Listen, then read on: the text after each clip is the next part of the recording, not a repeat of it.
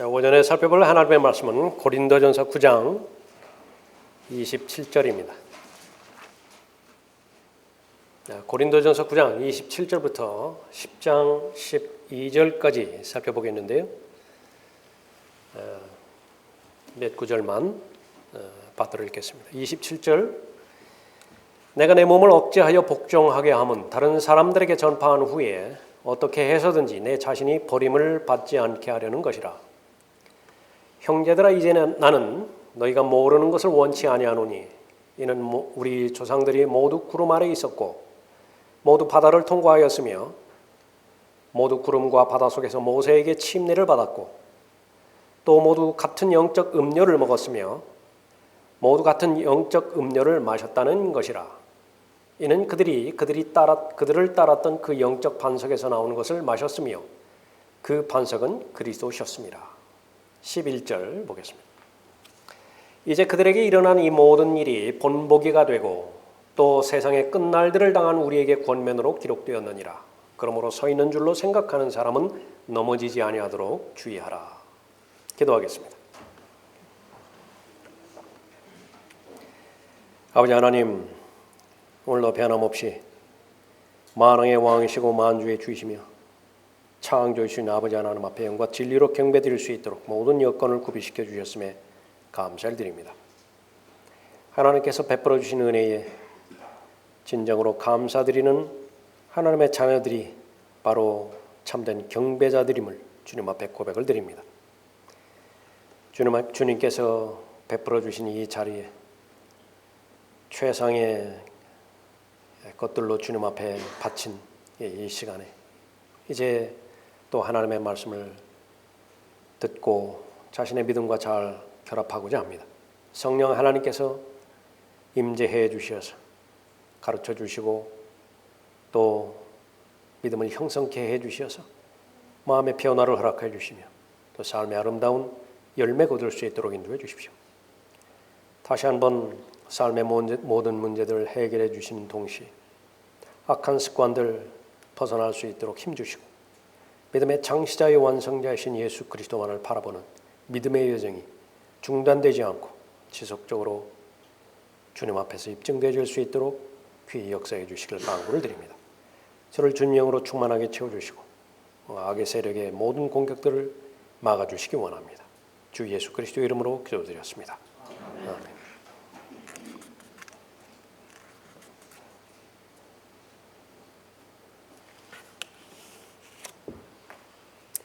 자, 오늘 설교의 제목은 끝까지 쓰임 받으려면입니다.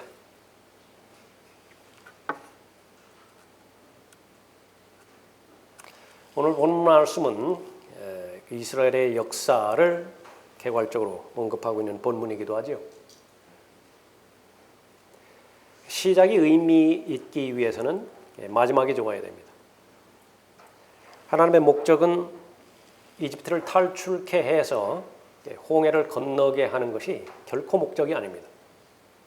하나님의 목적은 가나안 땅에 들어가서 그 약속의 땅에 하나님의 약속을 마음껏 누리게 하는 데 있죠. 그 하나님의 약속을 잘 지킨 사람들이 있는가 하면 거의 대부분의 사람들은 실패를 합니다. 하나님께서는 그러한 교훈을 하나님의 진리의 말씀을 통해서 우리에게 주시는 것이에요. 그리스도인이 얻어야 되는 것이 있습니다. 그것은 바로 예수 그리스도를 얻는 것을 말하는 것인데 하나님께서 베풀어 주시는 구원은 은혜예요. 노력해서 얻는 것이 아닙니다. 그러나 하나님의 선물인 영원한 생명, 예수 그리스도의 생명을 얻은 이후에는 이제 하나님의 말씀에 잘 순종하고 두려움 가운데서 떨림 가운데서 자신의 구원을 이루어야 됩니다. 그때 이루어야 되는 구원은 지옥으로부터 받게 되어지는 구원을 말하는 것이 아니라 구원받은 하나님의 자녀에게만 예비해 주신 하나님의 유업이 있습니다. 하나님의 보상이 있죠. 하나님의 권세들이 있습니다. 아들이라고 한다면 마땅히 누려야 되는 권세들, 그것을 다 받아 누리는 것을 말하는 것입니다. 바울은 27절에서 자신의 몸을 억제해야 되는데 구원받기 위해서 억제해야 된다고 말하지 않습니다. 다른 사람들에게 전파한 후에 진리를 전파했어요. 잘 인도했습니다. 그리하여 바울의 인도함을 받은 사람들은 하나님의 예비하신 상속과 유업과 보상들을 잘 받아 누리는데 정작 그렇게 가르치고 설교하고 인도한 자신이 무용지물이 되어질 수 있다라고 하는 두려움을 말하는 것이죠. 내 몸을 억제하여 복종하게 하면 다른 사람들에게 전파한 후에 어떻게 해서든지 내 자신이 버림을 받지 않게 하려는 것이라. 마귀는 성경에서 언급하고 있는 총론에 대해서는 방해하지 않습니다. 하나님을 사랑하라라든지 하나님 앞에 경배하라라든지 믿음의 선한 싸움을 싸우라라든지 상을 얻도록 달리라라든지, 그러나 그 총론을 이루기 위한 강론으로 들어가는 데 있어서는 바짝 긴장합니다. 왜 그렇습니까? 1년 12달 그 명제만 계속 외치는 한 아무 일도 일어나지 않는다는 사실을 마귀는 너무나 잘 알고 있기 때문에 그렇죠. 하나님을 믿기는 믿되 마귀의 실제에 대해서는 절대로 믿지 않도록 방해하는 것이 마귀의 전략이에요. 마귀의 존재만큼은 믿지 말라 그러죠. 하나님 앞에 영과 진리로 경배드리고 있습니다. 마귀가 실제한다고 한다면 어떻게 방해할까요? 그걸 찾아내라는 것입니다. 마찬가지로 하나님께서는 보상하시는 분이시고 또 모든 통치권을 부여해 주시는 분인데 어떻게 하면 그 보상을 받지 못하도록 방해할 것이냐? 마귀의 실제를 잘 아는 것이죠. 빌립보서 3장 14절에서 그리스도 예수 안에서 하나님의 고귀한 부르심의 상을 위하여 그 표대를 향해 쫓아갈 뿐이라. 여기에 동의하지 못할 사람이 어디 있어요? 그러나 이것이 나에게 진리가 되기 위해서는 한 가지가 필요한 것인데 버려야 될 것 버려야 되는 거예요. 이것이 삶의 본질입니다. 여러분이 건강을 잘 유지하고 싶으세요? 그러니까 제일 먼저예요. 먹지 말아야 될 것, 먹지 않는 것으로부터 시작돼야 됩니다. 병행해서.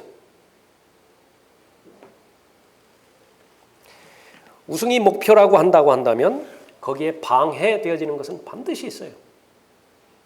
전문가라면 반드시 잘 알고 있겠죠. 버리지 않는 한 이길 수 없습니다. 예수 그리스도를 얻고 예수 그리스도의 충만하심에 장성한 분량에 이르고 예수 그리스도의 성품, 성령의 열매를 얻기 위해서는요, 육신을 처리하지 않는 한 불가능해요. 그건 계속 공허한 외침에 불과합니다. 바리새인만큼 성경을 잘 알았던 사람들도 없죠. 심지어 달달달달 다 외웠어요. 그럼에도 불구하고 자신의 눈앞에 온 메시아를 스스로의 손으로 죽여버린 사람들입니다. 계속해서 이중적인 생활을 살 수밖에 없는 것이죠. 성경에는 반드시 하늘나라에 대해서 언급을 하고 있다고 한다면 지옥의 실제에 대해서도 언급하고 있습니다. 두 가지를 다 믿을 때에 하늘나라는 비로소 자신에게 진리가 되는 거예요. 그러나 마귀는 하늘나라만 믿으라는 거예요. 지옥은 믿지 않고. 마귀는 하나님의 존재만 믿으라는 것입니다. 마귀의 존재에 대해서는 믿지 않고. 그것을 잘 구분해서 잘 알아야 되고 잘 적용해야 되는 것입니다. 상을 얻는 것은 유업을 받는 데 있어서는 반드시 수고가 필요합니다. 절제가 따릅니다. 막연하게 주어지는 것이 아니에요. 그래서 마귀는 막연하게 주어질 것이라고 말하는 겁니다. 그것을 하나님의 은혜라고 포장해버리는 거예요. 하나님의 은혜는 너무 커서 사람이 노력하지 않는다 하더라도, 정신 차리지 않는다 하더라도 유업의 대상이 될 것이라고. 하나님께서는 가장 소중한 것을 1차적으로 하나님께 바치길 원하십니다. 믿음의 조상 아브라함에게 귀한 본을 보여주셨죠. 독자, 하나님 앞에 바치라는 것이에요. 그 과정을 통해서 믿음이 입증이 되는 것이죠. 하나님의 부르심은 순종으로의 부르심입니다. 구원으로 불러주셨죠. 성장으로 불러주십니다. 훈련으로 불러주시는 것이에요. 모두가 다 기꺼이 아멘으로 답할 수 있어야 되죠. 그러면 쓰임받는 것입니다. 인생의 성공 여부는 하나님으로부터 쓰임받는 것이냐 쓰임받지 못하는 것이냐 거기에 달려있는 것인데 출발은 다 잘한다고요. 출발은 얼마가 있습니까? 한 사람도 빠지지 않고 200만 명 이상이 출발을 잘했어요. 모두가 다 스타트 라인에 다 섰습니다. 홍해가 갈라졌죠. 뒤에 남겨진 사람이 누가 있나요? 다 출발을 했다고요. 그러나 40년의 광야 생활을 거쳐서 약속의 땅으로 들어간 사람들 두 사람이라고 말씀하셔요. 여호수아와 칼렙이에요. 나머지 사람들이에요. 거의 대부분의 사람들은 하나님께서 그리 기뻐하지 않으셨어요. 그러니까 무엇을 말하는 것인가? 성경에서 말하는 역사입니다. 왜 그 이스라엘의 역사가 성경에 기록되어 있고 그 기록된 역사를 지금 현재의 시점에서 언급하고 있는 것인가? 배우라는 것이지요. 11절에 보십시오. 이제 그들에게 일어난 이 모든 일이 본보기가 되고 또 세상의 끝날들을 당한 우리에게 권면으로 기록되었느니라. 시간은 지났지만은 여전히 살아서 우리에게 말하고 있다라고 하는 사실이죠. 끝까지 쓰임 받아야 되는 그리스도인의 당위성이 있습니다. 그러기 위해서는 하나님의 은혜 아래 머물러 있으면 돼요. 하나님의 은혜를 잘 알아야 되겠죠.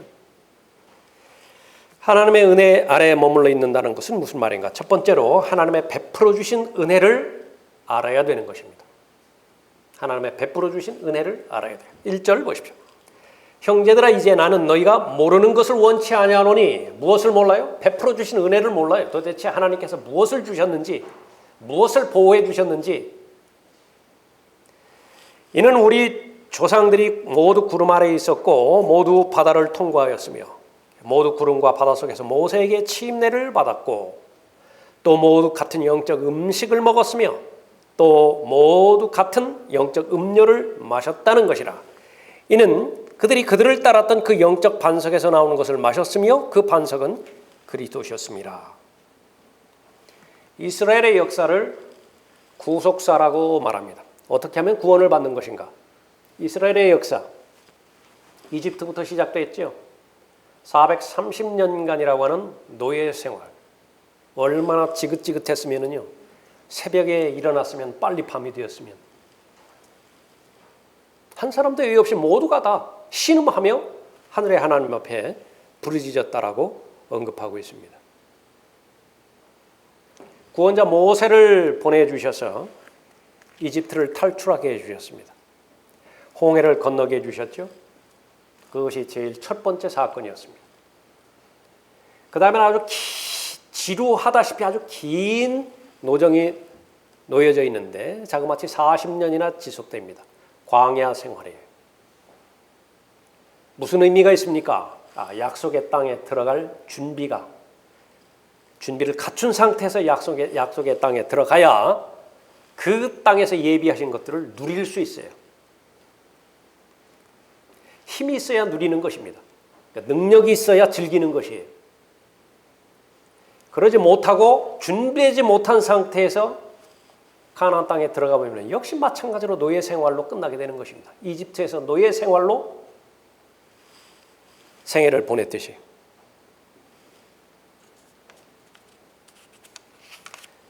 이집트에서 노예 생활할 때의 이스라엘은 스스로의 힘으로는 탈출할 능력이 없었어요. 그래서 직접적으로 간섭을 하십니다. 10가지 재앙을 이집트에 내리시죠. 하나님의 직접적인 개입입니다. 무엇을 말해주고 있죠? 우리 역시 마찬가지입니다. 허물과 죄들 가운데 죽은 채로 태어나서 일생 동안 마귀를 섬기다가 마귀에게 종노릇하는 가운데서 구원받을 수 있는 능력이 없어요. 그러니까 직접적으로 하나님께서 개입하십니다. 구원자이신 예수 그리스도를 보내주시죠. 그 사실을 믿을 수 있도록 성령 하나님께서 또 개입하시죠. 구원받게 해주시는 것입니다. 모세의 침례를 받았습니다. 1절, 2절에서 언급하고 있죠. 어린 양의 피로 구속받은 하나님의 백성, 구속받았다고 한다면 이제 구속받은 하나님의 백성답게 살기 위해서는요, 성별해야 돼요.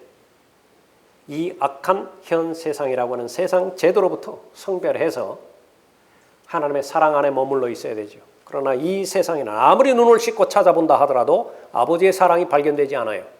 왜 그렇습니까? 이 세상은 육신의 정욕과 안목의 정욕과 생의 자랑으로만 이루어져 있기 때문에 그렇습니다. 모세의 침례를 통해서 하나님과의 올바른 관계를 입증해 주는 것이죠. 홍해를 건넜다고 한다면 다시는 이집트로 돌아갈 수 없습니다. 운명이에요. 그런데 자꾸 이집트로 돌아가라고 하죠. 이집트를 그리워합니다. 그건 가짜예요. 환영이에요. 정말로 이집트로 보내주지 않아서 그렇지, 이집트로 보내주었다고 한다면 한 시간도 견디지 못하고 또 신음할 거예요. 구원해 주시라고. 하나님께서 모든 필요를 공급해 주셨습니다.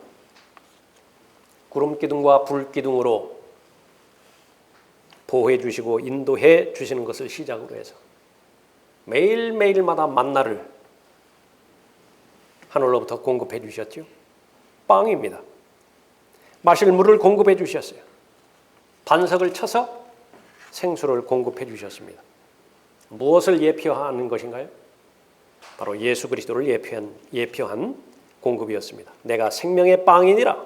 요한복음 6장 35절에서 또 그의 배에서 생수의 강들이 흐르리라. 요한복음 7장 38절에서.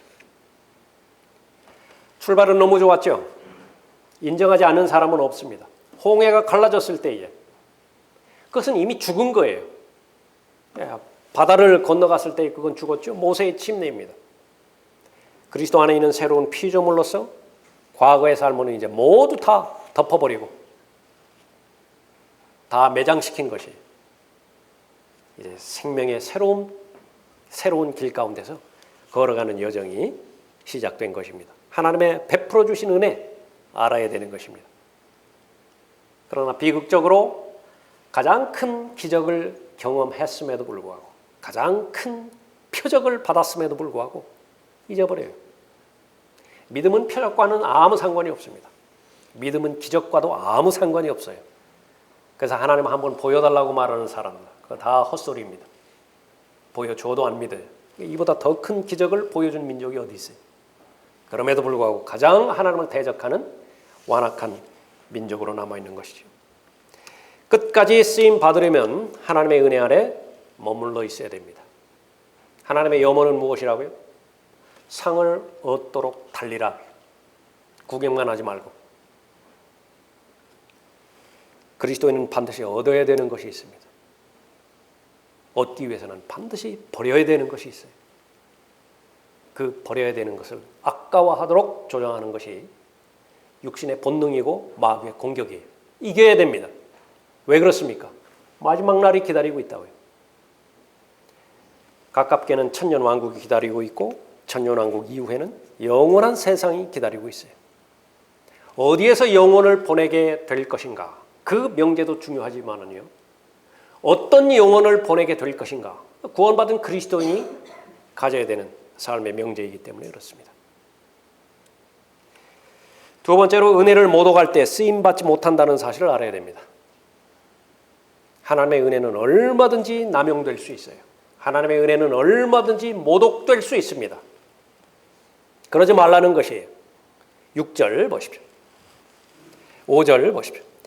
그러나 하나님께서 그들 대부분을 그리 기뻐하지 아니하셨으므로 그들이 광야에서 죽어 넘어졌느니라.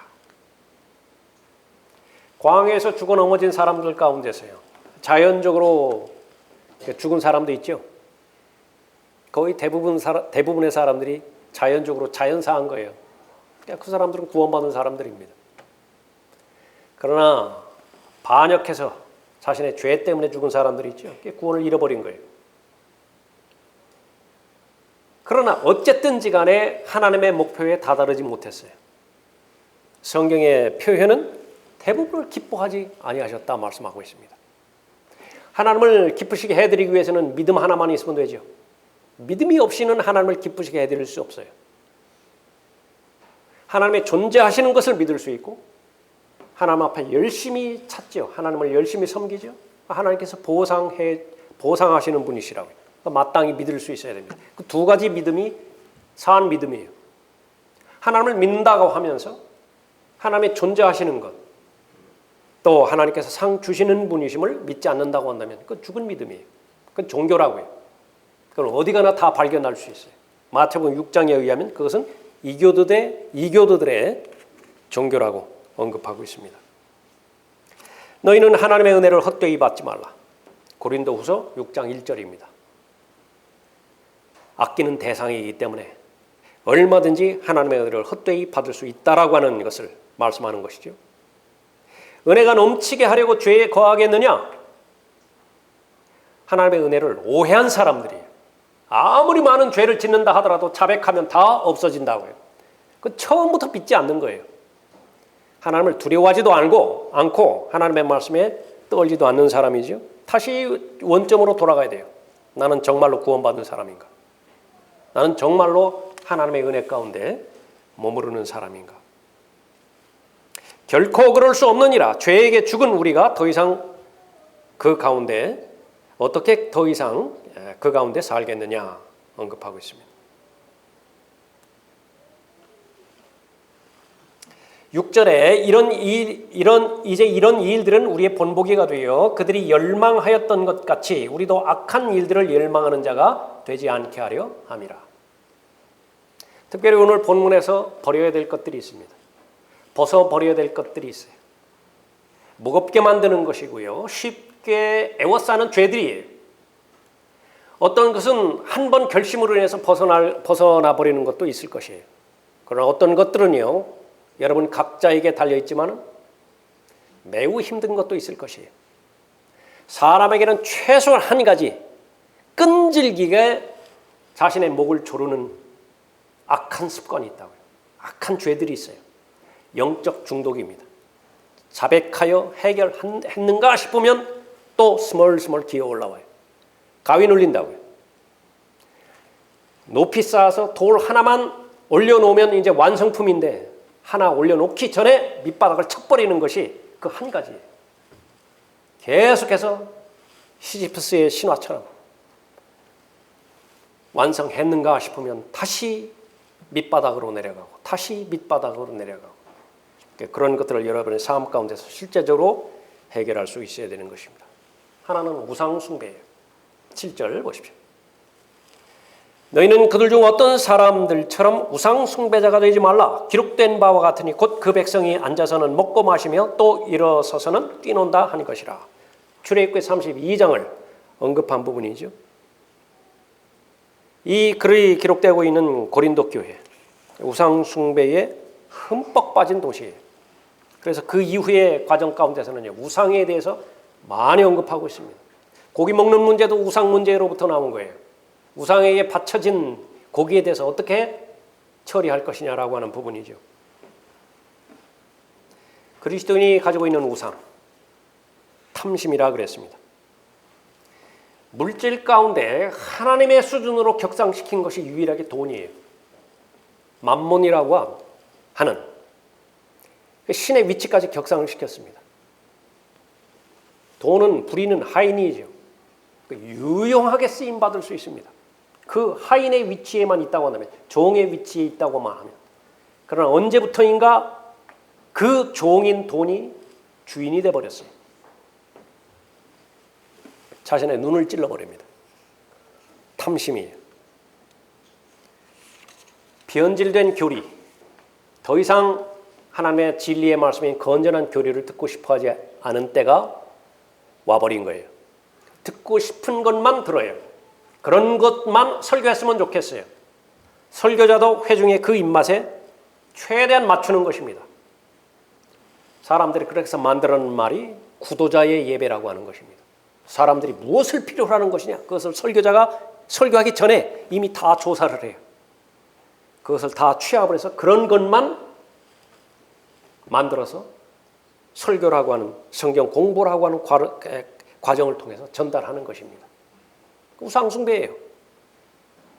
어떠한 하나님의 말씀도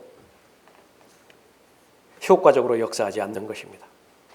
현대인이 섬기고 있는 신들, 돈과 섹스와 교육이죠. 이거 변하지 않아요. 시간이 아무리 지난다 하더라도 돈이 우상이 되고 성 중독에 거의 다 빠져버렸죠. 교육이에요. 교육에 미쳐버린 나라가 대한민국이라고요. 아무리 제도를 바꿔보라고요. 그것으로부터 구원받을 수 있는 것인가. 형상에게 절하지 않는다고 해서 자신들이 우상 숭배자들이 아니라고 생각하게 막유는 몰아가는 것입니다. 우상 숭배자가 되면 어떻게 되는 것이냐. 하나님과 우상을 대체시켜버리죠. 하나님의 것들 도둑질해가는 거예요. 돈만 생각하지 마십시오. 돈보다 더 귀한 것이 있어요. 무엇입니까? 시간과 기회예요. 하나님께서 기회를 주셨다고요. 본래 하나님 거예요. 하나님께서 시간을 주셨다고요. 그거 본래 하나님 거예요. 내 거 아닙니다. 근데 내가 탐심 때문에 도둑질한 것이에요. 하나님께서 주신 은사가 있다고요. 잘 개발만 하면, 잘 사용만 하면 다른 누구와도 비교할 수 없을 정도로 하나님을 기쁘시게 해드리고 하나님 앞에 영광 돌리고 좋은 영적인 영향력을 끼칠 수 있음에도 불구하고 돈 버는데 다 써버린 거예요. 그 좋은 재능들을, 그 은사들을. 인자야 이 사람들은 자기들의 마음속에 자기들의 우상을 세워놓고 그들의 얼굴 앞에 그들의 죄악의 방해물을 놓았으니 그들로 내게 조금이라도 묻게 하랴. 에스겔 14장 3절 말씀인데 참으로 무서운 말씀이에요. 하나님 앞에 서는 자리는요, 마음의 상상을 이미 읽고 계시는 분 앞에 서는 자리예요. 그 사람이 어떤 동기로 그 말을 하는 것인지 이미 파악하신 분 앞에 서는 자리예요. 인자야, 이 사람들은 자기들의 마음속에 자기들의 우상을 세워놓고, 우상이 뭐예요? 자기 세력 구축하는 것이라고. 휘황찬란한 건물 세우는 것이라고. 회원수 30% 늘리는 것이라고요. 그리고 기도한다는 거예요. 그들의 얼굴 앞에 그들의 죄악의 방해물을 놓았으니 그들로 내게 조금이라도 묻게 하랴? 하나님께서 응답하지 않으시죠? 마귀가 응답해 주는 거예요. 마귀가 그 소원 들어주는 것이에요. 은사주의들은 아무런 불편함이 없습니다. 하나님께서 응답해 주시든지 하나님의 원수인 마귀가 응답하든지 전혀 상관이 없어요. 응답만 해 주시라는 거예요. 그러면 기꺼이 섬기겠다는 것이지요. 이 시대예요. 변하지 않습니다. 또 하나는 쾌락이고 성적인 음행입니다. 8절 보십시오. 우리는 그들 중 어떤 사람들이 행한 것처럼 음행하지 말자. 그들은 그러다가 하루에 2만 3천 명이 죽었느니라. 민수기 25장에 나와 있는, 발람이 이스라엘을 직접적으로 저주할 수 없으니까 모압 여인들을 동원해서 음행하게 만들어버렸죠. 하나님께서 아주 진노하신 것입니다. 요한계시록 2장 14절에서 그러나 내게 두어 가지 책망할 것이 있나니 이는 내게 발람의 교리를 지키는 자들이 있습니다. 그가 발락을 가르쳐 이스라엘 자손들 앞에 거치는 것을 놓게 하며 우상에게 바친 재물을 먹게 하고 또 음행하도록 하였느니라. 구약에서 가장 큰 죄 가운데 하나가 음행이죠. 간음이에요. 신약에서 역시 마찬가지입니다. 예수 그리스도와 그리스도인은 한 몸이에요. 그 몸을 더럽히는 것은 고린도후서 11장에 의하면 음행이에요. 간음이에요. 제일 첫 번째 일어났던 음행, 이브가 저질렀다고요. 그러니까 똑같은 일들이 지금 이 시간에도 계속 일어난다라고 하는 것입니다. 또 다른 예수, 또 다른 영, 또 다른 복음.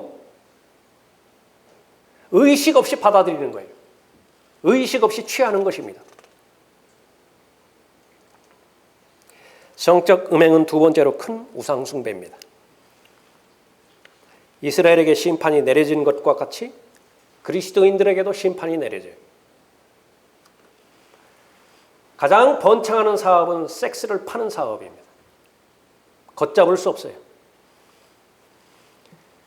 어린 아이들에게 핸드폰이 주어진 이상 부모가 그것을 막을 수 있는 방법은 제한적입니다.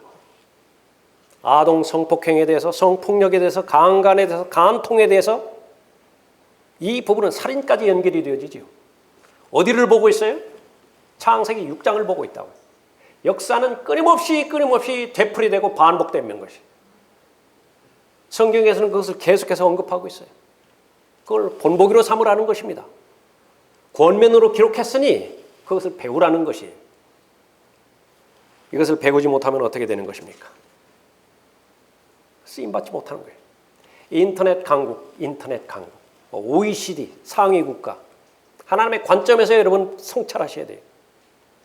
인터넷 강국이라고 하는 것은 인터넷 중독을 말하는 것이고, 돈이 많다라고 하는 것은 그만큼 주변을 둘러싸고 있는 죄의 홍수 속에서 하루하루 살아간다라고 하는 사실을 아는 것입니다. 여러분이 경험하셨을 거예요.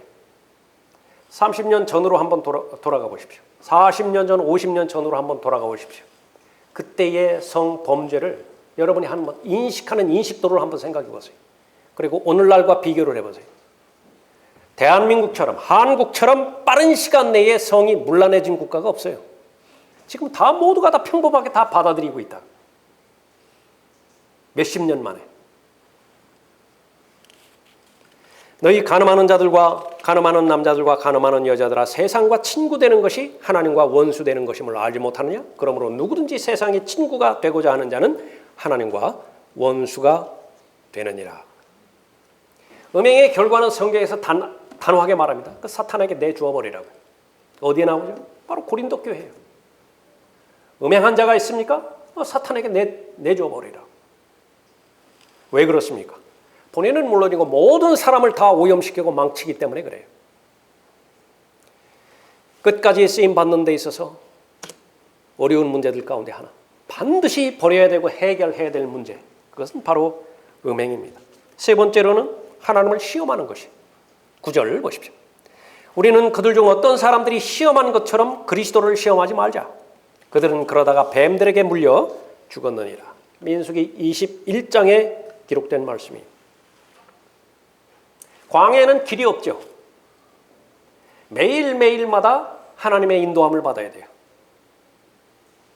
게다가 만나도 딱 하루 분량만 줍니다. 백성들이 지치고 불평으로 이어집니다. 급기야 모세를 거역하죠. 어찌하여 당신들은 우리를 이집트에서 데리고 나와 광야에서 죽게 하나이까? 여기는 먹을 것도 없고 물도 없으니 우리 혼이 이 보잘것없는 음식을 싫어하나이다. 여러분이 불평 불만이 한번 있을 때에 이 사람들이 고백한 말을 한번 생각해 보십시오. 다른 사람들의 기도는 다 들어주면서 왜 내 기도는 들어주지 않습니까? 정말로 안 들어주신 건가요? 심지어는 기도하지 않는 상황 가운데서도 하나님께서 필요를 공급해 주셨어요. 그것을 하나님의 자비라고 합니다. 믿는 사람이건 믿지 않는 사람이건 똑같이 햇빛을 주신다고요. 물을 주신다고요. 그럼에도 불구하고 먹을 것도 없고 물도 없다고 고백할 것인가? 유대인들은 그랬습니다. 이스라엘은 그랬어요. 그리스도인에게 위험스러운 때는 구원이 일상화될 때입니다. 복음에 대한 진리, 은혜에 대한 진리가 그냥 평범해져요. 누군가로부터 받았는데요. 감사하는 마음이 당연한 마음에도 불구하고 속으로 그런다고 해요. 있으니까 주지. 안 그런가요? 하나님에 대해서 끊임없이 불평불만하고 하나님을 시험할 때예요. 정말로 하나님이 계신가? 내가 하나님을 한번 시험해 보겠다. 갈라디아서 6장 9절에서 속지 말라고 그랬죠. 하나님을 시험하는 데 있어서는 하나님은 우롱당하지 않으세요. 하나님은 우롱당하지 아니하시느니라. 그 다음은 불평입니다. 버려야 될 것. 10절. 너희는 그들 중 어떤 사람들이 불평하는 것처럼 불평하지 말라. 그들은 그러다가 멸망시키는 자에게 멸망당하였느니라. 만나를 지겨운 음식이라고 말하고 하나님을 의심하고 더 나아가서 하나님께 대들고 하나님을 우습게 여겨버리는 것입니다. 미리암이 그랬고 코라가 그랬고 백성들이 그랬어요. 이스라엘 자손의 온 회중이 모세와 아론을 대적하여 불평하며 말하기를 뭐 하면서 말했다고요? 불평했다고요. 그 결과는 재앙이었습니다. 재앙으로 죽은 자들은 코라의 일로 죽은 자들을 제외하고 14,700명이더라. 민수기 16장 41절 이후의 말씀입니다. 언제 불평을 하는 것인가? 감사와 믿음이 없을 때 불평해요. 감사와 믿음이라고 하는 것은 도둑의 대상이야. 도둑질의 대상이라고 해요. 절대로 뺏기지 말라고 말씀하셨습니다. 믿음은 얼마나 귀한 대상입니까? 단번에 전해주신 그 귀한 믿음이에요. 성령께서 전해주신 그 아름다운 것들이에요. 탐심 때문에, 우상숭배 때문에, 성적인 쾌락 때문에 마귀가 도둑질을 해가는 것조차 알지 못하는 거예요. 어느 날 퍼뜩 정신 차리고 보니까 자신에게 믿음이 없는 거예요. 자신이 생각하고 있는 모든 것들이 다 불신이고 의심이고 대적하는 마음뿐이에요. 언제 어떻게 그렇게 된 것이죠? 주의하지 않았어요. 계속 서 있는 줄로 생각했다고요. 왜? 내가 그 사실을 알거든요. 민수기 25장에 나와 있다고요. 민수기 21장에 나와 있다고요. 그러나 속으면 안 돼요. 자기 지식이 아니라고요. 자기 진리가 아니라고요. 하나님의 진리의 말씀은 생명의 말씀인데 생명의 특징은 무언가를 변화시킨다고요. 꽃이 살아있다고 한다면 어제하고 오늘 달라요. 반드시 다르다고요. 겉보기에는 똑같아 보인다 하더라도 다르다고요. 성장입니다. 마음에 변화가 있고 그 마음의 변화는 반드시 삶의 변화로 이어지게 되어 있어요. 그것이 지속적으로 확인되지 않는다고 한다면 서 있는 줄로 잘못 생각하고 있는 거예요. 위험스럽다고요. 주의하라고 하나님께서 말씀하고 있는 것이죠. 이스라엘은 하나님께서 광야에서 자신들의 필요를 공급해 주신 것에 대해서 의심했습니다. 하나님의 목적을 잊어버렸죠. 망각했어요. 도대체 왜 이 고생을 시키는 것인가? 하나님의 목적 잊어버렸습니다. 그리스도는 역시 마찬가지입니다. 제일 먼저 자신에 대해서 불평하기 시작하고요. 자신이 자신을 생각해도 오죽지 않다고요. 목사에 대한 불평으로 이어집니다. 경배에 대해서 불평하기 시작하고요. 기도 모임에 대해서도 불평하고 교회의 모든 사역에 대해서도 불평하는 것이에요. 안타까운 것은 잘했어요. 잘 해놓고 불평으로 이어짐으로 인해서 하나님의 진노를 사는 사람들입니다. 그렇게 돼서는 안 되는 것이에요. 밥 존 시니어의 말입니다. 감사가 사람의 마음에서 죽을 때 그 사람은 거의 희망이 없는 사람이 된다. 하나님께서 베풀어 주신 은혜에 대해서 너무 당연하게 여겨버렸어요. 특히 오늘날 이 시대에는요. 진정한 감사를 들어볼 기회가 거의 없는 때예요. 디모데후서 3장에서도 기록하고 있죠. 사람들이 감사하지 않아요. 그 말씀이 진리라는 것을 입증하듯이 거의 진정한 감사를 들어보지 못해요. 형식적인 감사는 차고 넘칠지 몰라요. 땡큐, 땡큐. 하나님께서 얼마나 자신을 자상하게 구체적으로 인도하셨는지 알기만 한다고 한다면 감사는 결코 그치지 않을 것입니다. 끝까지 쓰임받아야 됩니다. 예수 그리스도를 가장 잘 믿었던 사람의 고백이기 때문에 그래요. 잘 시작해놓고 다른 사람들에게 잘 전파해놓고 그 다음에 버림받을 수 있는 것이에요. 그걸 무서워한 겁니다. 두려워하는 거예요. 대책은 무엇이에요? 자신의 몸을 쳐서 억제하고 복종시키는 것입니다. 절제하는 것이에요. 오래 참음의 인내의 열매를 하나님 앞에 간구하는 것입니다. 그래야 달려갈 길을 다 마칠 수 있기 때문에 그렇죠. 마지막 세 번째로 끝까지 쓰임받을 수 있는 비결은 은혜 아래 머무는 것임을 확신하는 것입니다. 11절 보십시오. 이제 그들에게 일어난 이 모든 일이 본보기가 되고 또 세상의 끝날들을 당한 우리에게 권면으로 기록되었느니라. 역사로부터 교훈을 배우지 않으면 그 역사를 반복하게 되어 있다. 가장 많이 회자되는 역사에 관련된 말이에요. 역사는 왜 배우는 것인가? 반복하지 않기 위해서. 그러나 사람이 역사로부터 배우는 유일한 한 가지가 있죠. 무엇이죠? 사람은 역사를 통해서는 단 한 가지도 배울 수 없다는 그 사실 하나예요. 자백하고 또 저지르고, 자백하고 또 저지르고. 무엇을 못 배워요? 사람은 역사를 통해서는 단 한 가지도 배울 수 없다는 사실을 입증하는 것이죠. 거기에서 시작해서 모든 것들이 다 마찬가지입니다. 역사는 과거와 현재와의 대화이다. 이에 치카라고 하는 역사가의 말이에요.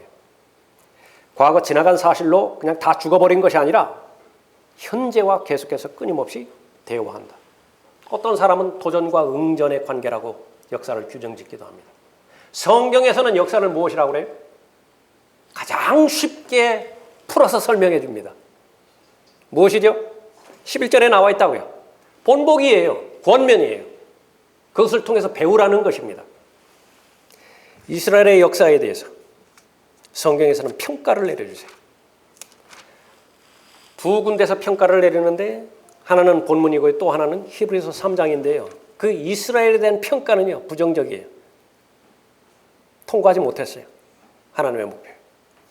그러므로 성령께서 말씀하시기를 오늘 너희가 그의 음성을 듣거든 경노의 때 곧 광야에서의 시험의 날과 같이 너희 마음들을 완악하게 하지 말라. 시험을 통과하지 못하면 마음이 완악해져 버려요.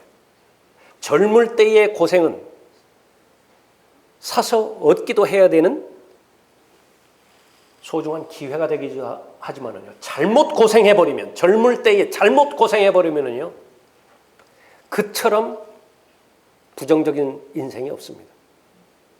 모두가 다 부정적인 요소로 쓴뿌리만 지닌 채 자신의 인생을 낭비해버리는 것입니다. 교회도 예외 아니에요. 그렇게 되지 말라는 것입니다. 그때에 너희 조상이 나를 시험하였고 나를 증명하였으며 또 내가 한 일들을 40년 동안 보았느니라. 40년 동안 끊임없이 기적과 표적의 연속이었음에도 불구하고 믿음이 형성되지 않아요. 결론은 무엇입니까? 기적을 통해서 믿음은 절대로 형성되지 않는다고. 그러면 믿음은 무엇을 통해서 형성이 됩니까? 들어야 돼요. 믿음은 들음에서 나오는 거예요. 하나님의 말씀을 들을 때에 믿음은 비로소 형성이 되는 것이죠. 그때에 너희 조상들이 나를 시험하였고 나를 증명하였으며 또 내가 한 일들을 40년 동안 보았느니라. 그러므로 내가 그 세대에 대해 노여워하며 말하기를, 오전 성경 공부 시간 때 살펴봤었죠. 얼마만큼 이스라엘은 하나님의 사랑의 대상이었습니까? 그럼에도 불구하고 이제 진노의 대상으로 바꿔져 버린 거예요. 얼마만큼 노여워하여 말하기를 그들은 항상 마음이 미혹되어 내 길들을 깨닫지 못하였느니라 하였으며. 누가 미혹한 거죠? 이스라엘을 누가 미혹한 것이에요? 마귀라고요. 육신이라고요. 내가 내 진노 가운데서 맹세하기를 그들은 내 안식에 들어오지 못하리라 하였다 하셨느니라. 형제들아, 이제는 현재로 와야 된다고. 과거의 그 많은 사실들, 그것을 알았다고 한다면 거기서 문을 닫아버리지 말고 지금 현재 내가 서 있는 위치로 가져오는 것이에요. 형제들아, 너희 중에 아무도 믿음 없는 악한 마음으로 살아계신 하나님에게서 떨어지지 않도록 주의하라. 오직 오늘이라고 부르는 동안 매일 서로 권면하여, 역사는 권면을 위해서 기록되어 있지요. 권면하여 너희 중 아무도 죄의 속임수에 빠져 완악하게 되는 일이 없도록 하라. 배워야 되는 것입니다. 끝까지 쓰임받을 수 있는 비결, 은혜 안에 계속해서 머무르는 것임을 알아야 되는 것이에요. 이스라엘은 실패했습니다. 그러나 실패하지 말라는 것이지요. 그 권면의 목적으로 성경이 기록되어 있습니다. 교만하지 않으면 돼요. 본문에서 12절에서 결론을 말하고 있죠. 그러므로 서 있는 줄로 생각하는 사람은 넘어지지 아니하도록 주의하라. 포기하지 말고 예수 그리스도를 바라보십시오. 지금 현재 믿음의 창시자의 완성자이신 예수 그리스도를 계속해서 바라보지 못하고 있는 그런 특정한 죄가, 그런 악한 습관이, 좋지 못한 생각이 끊임없이 내 마음을 얽매이고 있습니까? 하나님의 능력으로 가능합니다. 이집트에서 탈출할 능력 자체가 이스라엘에게는 없었어요. 하나님께서 간섭해 주셔서 그것은 가능했던 일이지요. 그러니까 여러분도 마찬가지입니다. 여러분의 결심으로 해결할 능력이 있다고요. 한 번의 결정으로 그 죄의 사슬을 끊어버릴 수 있는 영역도 있다고요. 그러나 어떤 죄는요, 여러분 능력으로 불가능한 것이 있다고요. 그것은 하나님의 은혜의 능력에 의탁해야 돼요. 하나님께 그 사실들을 모두가 다 맡겨드리고 하나님을 절대적으로 신뢰하고 죄로부터 승리의 삶을 잘 살아야 되는 것입니다. 구원은 한순간이에요. 구원은 한순간입니다. 그러나 구원받은 성도가 들림받아 올라가 하나님의 보상과 유업과 상속을 누릴 때까지는 전생애를 필요로 합니다.